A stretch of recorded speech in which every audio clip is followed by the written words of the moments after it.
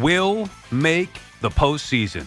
Well, you guys calm down. Everybody's losing their minds because of a rough weekend. I mean, come on, it's just a couple of games, especially with the Yankees, and we'll get into both. Now, look, Max Scherzer is a different story, and I'm going to save that for a little bit later on in the show, but the panic around here is comical, especially when it pertains to the New York Yankees, who even in a bad year win 87, 90, 92 games. I mean, it's laughable now to think that, oh, the Yankees lost the series to the Cubs. They're done. Everybody should go.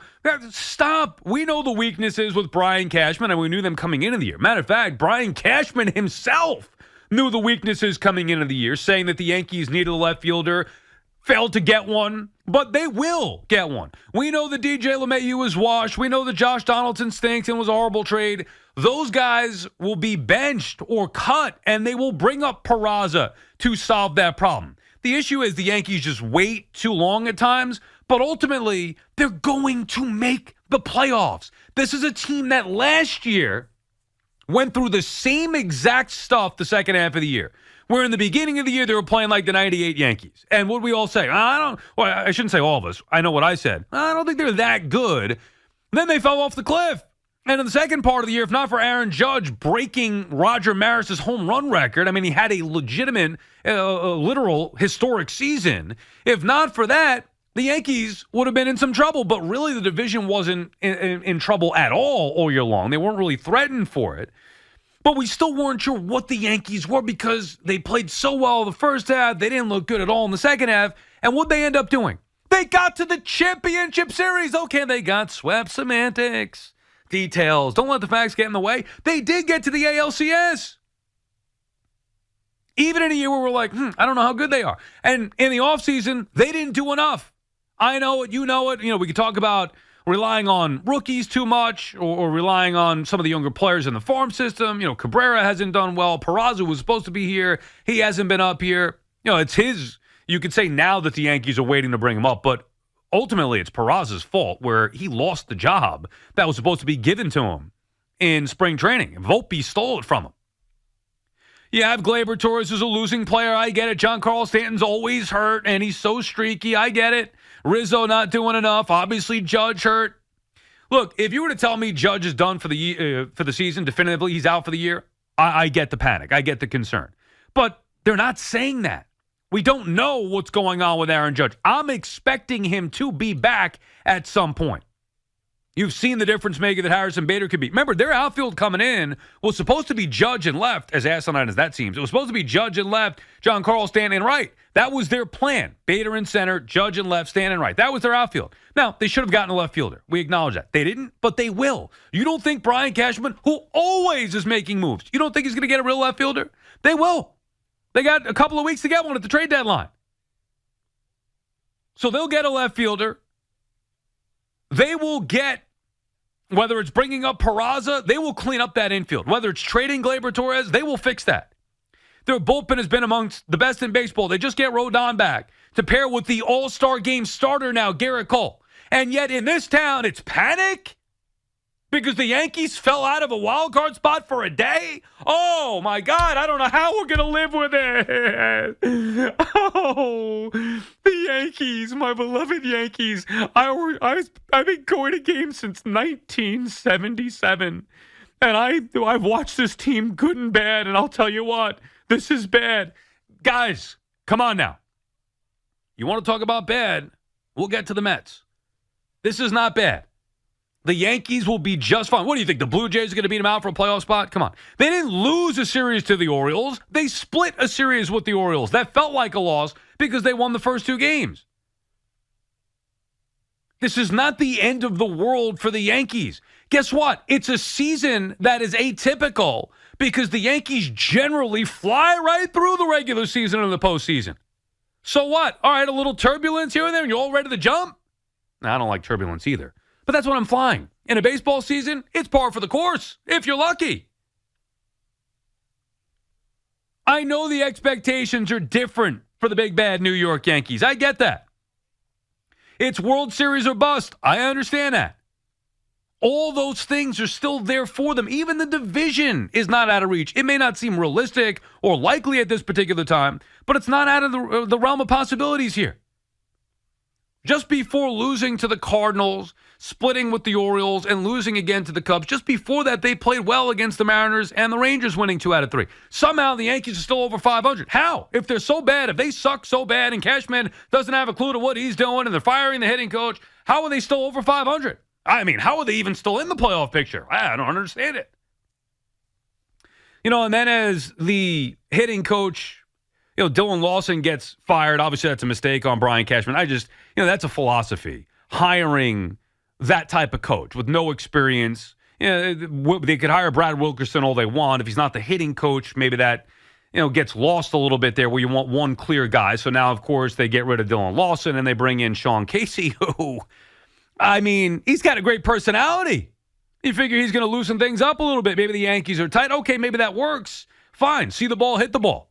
But the issue that I have, same way that they hired Aaron Boone with no experience, same thing now here with Sean Casey, no experience, or even go with Matt Blake, a guy, the analytic guy. Who hired Lawson in the first place? The Yankees' thought process and philosophy as an organization is clearly flawed when it comes down to that. And baseball in general, they've gotten they overthink it. I got to get this quote. It was a good column from Andy Martino of SNY, and I was actually laughing as I was reading it, where he was talking about Lawson's, as I stall right now to bring up the quote and give the exact quote. The hitting philosophy from Dylan Lawson was basically, I want to get the exact quote. I don't want to screw it up here, so let me just sift through this column. Remember the Yankees had Hensley Mullins, Bam Bam Mullins, and he left, and they were searching for maybe to bring in Mattingly, which would have been nice, but Mattingly wasn't going to take that job. He got the bench coach job with the Blue Jays. But Lawson's hitting philosophy was hit strikes hard. That's how it was summarized. And it's again, I'm reading the column from Andy Martino of SNY.TV. Organizational hitting philosophy that Lawson summarized as hit strikes hard. That's the quote. Hit strikes hard? No bleep! No bleep! Hit strikes hard? Are you guys out of your mind? I could have done that. I can tell you that for free. Hey, you know what you want to do here, Glaber? What's that? What's that, Coach Sal? I've got it, Glaber. Okay, Coach Sal, I'm listening. Go ahead. Hit strikes hard. Whoa. Where'd you come up with that one? I know, and I'm not even a big league player. I didn't even play. Do you believe that, Glaber? I didn't even play for the big leagues. But I can tell you, hit strikes hard. No crap. That's his hitting philosophy? Oh, my God. Like Keith Hernandez said on SNY a week ago, see the ball, hit the ball. I think we're overthinking things here. And I do believe that Sean Casey, coming in out of the Yankees, will change it up a little bit. We'll loosen things up. I mean, if I know one thing about Sean Casey, it's that he's got that great personality where he's always smiling, always laughing. And I know there's got to be a time to be serious when you're on the bench like that, but he's obviously familiar with Boone. He'll get these guys to loosen up. They're major league hitters. Same thing with Volpe, how a chicken parm dinner with Austin Wells can change everything. Why? Because they simplify. Hey, stop thinking too much. Don't listen to this guy telling you to do that. Don't listen to that guy telling you to do this. Just go up there and hit. It obviously worked for a reason. You were able to make it here, weren't you? So why change it? So I think this will be a good thing. I got to try to shut the thing off. I got to move this mic around because I'm in a different spot in the studio because one screen's broken here. I can't reach the calls, so I'm moving around here. But it worked, obviously, for a reason, to get to the big leagues. These big league hitters don't need analytics and too much data and too many adjustments. Let them go hit. Just be a sounding board. Be there for them if they have any questions. Maybe look over some film. That's it. Yankees got too philosophical with all this nonsense. And I think this is a good move bringing in Sean Casey. But the bottom line is the Yankees are making the playoffs. What's with the panic here? Chris is calling from Monmouth County. What's up, Chris? Hey, Sal, congrats on the new role, and I wish you all the best. Thank you, Chris. I appreciate that. Excited for it. Listen, absolutely. So I'm 46. I only say that. Instead of me yelling to myself today, Chris, or to you guys out there listening, I'd be yelling at BT. You're nuts, BT. Your Yankees are going to be just fine. You know what I'm saying, Chris? I'm getting warmed up for that. By the way, I can't wait. BT said on May 12th, the season is over. Then they went on a little streak and whatnot. It may be over. I'd like to make a Yankee point. Tommy put me on. And I make a quick Nick point. I'm a regular listener. I'm really excited for you two to get going. So, I'm not so much upset with Boone. I mean, some of the rhetoric from the station for the last few weeks has been, or last month, if it's not Boone, then who it is? Are you going to get a different result if you put another manager in there? Maybe you will, maybe you won't. Is it about the manager? For me, it really is about the Yankees and their conservative approach to everything they do, as opposed to these other teams like the Braves. I mean, the Reds are coming on, the Orioles are coming on, the Diamondbacks. I mean, again, there's nothing exciting about the Yankees outside of Aaron Judge, right? There's no sense of urgency. Even with A-Rod, at least you had a little personality. You didn't like the guy. You had something going. The Baby Bombers, when they lost to the Astros, when they weren't supposed to get that far with in Girardi's last year. 2017, that was a great season for the Yankees. No expectations. Yeah, I always value or judge seasons based off of the expectations, right? The results versus expectations. So the expectations in 2017, there were none. It was a rebuilding year, yet they get to Game 7 of the ALCS. It was incredible. It was incredible, right? So I think what goes on is I think eventually the Yankees have to say, we are the Yankees. We have to spend, not that they don't spend, we got to be better than we are. The product that we're putting on the field. Stop with it's a crapshoot at the end of the year. If I said in my job, oh, it's a crapshoot, forget about it. I'd be on the unemployment line. Can I make a quick Nick point? No Nick's point, and thank you for the call, Chris. And I do appreciate the kind words, but I don't want to do. I can't. I'm sorry. I can't. As much as I love you, look, you could call me off the air and we could talk Knicks. I can't do that on the show right now. Nobody cares about the Knicks right now. Yeah, I can't get into the summer league. I'm sorry, and nor have I paid attention to it. But you talk about it being a crapshoot, or you're being disappointed with the Yankees. They're 8 games out of the division. That's nothing. There's half of season to go. They're 1 game out of a wild card spot. I get it's unfamiliar territory because, every Yankee fan since the 90s believes it's their birthright to be in the postseason. Well, guess what? That's not the reality. Which, even more to the point, you should give this damn organization some credit. It's amazing how they're able to be in the playoffs every year. And I got to be honest with you, I don't know how they're even over 500 this year. I can't comprehend it. I watch them, I look at them, I say, this is not a very good team. And yet I look at the standings, and they're over 500. And they're 1 game back of the wild card, and the majority of the year have been in the wild card spot. I don't understand it without Aaron Judge, of course. With Judge, it looks a little different. Are they good? Are they not? Here's what I know. At the end of it all, always, even a few years ago, where it was the year definitively in 2021, where I said I would have moved on from Brian Cashman and Aaron Boone at the end of that year. This was the year they were struggling, which was abnormal because they never, ever struggle in the regular season. It's always in the postseason. They get to the postseason, they don't hit enough. Regular season, they mash everybody. They go on a run. If they don't win the division by some chance, they're easily in the wild card. Well, that didn't happen in 2021. It was an aberration of a bad regular season, which to me was the first sign of, okay, too many mistakes have been made. Time for a change. Time for a new voice. Same thing Joe Girardi was told by Brian Cashman. That's what I would have told Brian Cashman. Hey, you're great. We understand your value. It's time for a change here. We need a new voice.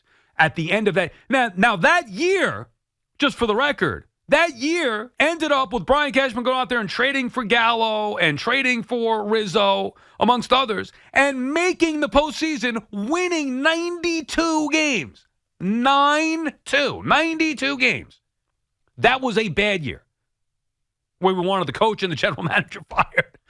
And you think I'm going to sit here and get fooled because they lose a series to the Cubs or because they haven't looked like world beaters so far in the regular season? They're still over 500. They're still going to make the playoffs. So again, what's the panic here? I can't go nuts when I've seen it too many times before.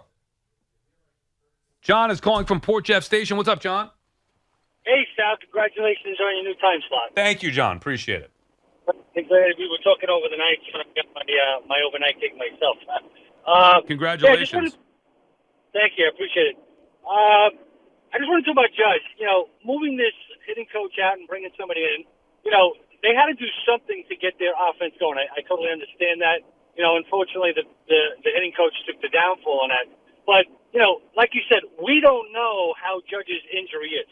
And it could be a long term, it could be a short term, but they had to fix something quick to stay in the hunt. Yeah, I'm a Yankee fan. They're not out of it. You're absolutely right. 100%. I mean, it must be nice to say the team sucks and they're dead and fire everybody. They're 7 games over 500. Well within reach of the division, well within reach of the wild card. It's unbelievable to me. Yeah, they can still, they grapple and they're still, in the hunt. They're not out of it, by any means. And all they have to do is just stay with their head above the water. And if Judge does come back, it's a plus for them, which will catapult them into, a better position. But and to your point, John, to your point, if we knew definitively, and look, that's part of the Yankee fan concern. I understand that we have no idea when Aaron Judge is coming back. But if we knew definitively he was not coming back this year, things change. I still think they'd be a postseason team, but obviously the expectations of winning a World Series would take a major blow. But we don't know that. We're acting like it's the end of the world with the Yankees, where maybe they do get Judge back in a month or so, and then they go on another run. I will never again count the Yankees out. I've seen too much good when it looks like they're bad. Even when they're bad, they're good. Exactly. And as you said, Cashman will make that move for a left fielder, or somehow get somebody in there that can drive the ball and hit the ball by July. By the weeks that are coming up, he'll move some points around, and he'll get what he needs to get in the playoffs again, without a doubt. Look, Peraza, and thank you for the call, John. Peraza's got to get called up. That's number one. So whenever they decide to do that and trim the fat, get rid of LeMahieu. And I hate to be harsh, but it's just the reality. LeMahieu's washed up. And either LeMahieu or Donaldson. You can't have both those guys. Not to mention Glaber, who was just proven to be a losing player. I mean, he is. Say what you want. Gleyber Torres is not the same player that he was in 2018, 2019. Maybe the Yankees ruined him by thinking he could be the shortstop. He was not. That's another knock on Brian Cashman, not being able to understand that Gleyber was not going to be. Look, if I could tell you at the time that it was a mistake moving Gleyber to short, Cashman and the Yankees should have been able to tell you. Because I knew it. Not without, this is not waiting to see him for a year. Immediately I said, he's not a shortstop. Gleyber Torres is not going to be the guy at short. You could see it right away. Same thing with IKF last year. Now, I didn't know because I'm not watching IKF with Texas. Then I see him with the Yankees the first week, and I'm saying, this is the guy that they said is going to win a Gold Glove at shortstop? No way. This ain't it. So if I can see that, and look, maybe the Yankees are hiring the wrong people. But if I could see that twice, then what are they doing? So it's another mistake. But anyway, Gleyber, who is a losing player, they need to figure out a way to move him and bring back something of value. But you can't get rid of everybody. You can't get rid of Gleyber and LeMahieu and Donaldson. But 2 of them have to go. Or at least one has to be benched, one has to go, and Peraza has to come up. That's an easy fix. The more challenging fix would be going to get a left fielder, which I have no doubt that Brian Cashman will do. They'll go out there and get a left fielder. Why he didn't do it in the offseason, before the season, I have no idea. It was one of the first things he said after the year, as a matter of fact. We need a left fielder. Or he said it in the offseason. I don't know if he said it right after the year. Definitely said it, though, in the offseason. Either it was when the year ended or going into the year. Or going into the offseason, middle of the offseason. We need a left fielder. And yet their plan then was to move Aaron Judge to left and Giancarlo Stanton to right, with Harrison Bader in center. Bader gets hurt, and we can never get underway with that plan. And then Stanton gets hurt, and now Judge is hurt. So that was their plan, which blew up. But he will get an outfielder. As a matter of fact, they might get more. Maybe they'll get a starting pitcher as well. Maybe they'll get an outfielder and an infielder and call up Peraza. I mean, I'm not counting Cashman out with anything. He's always got something going.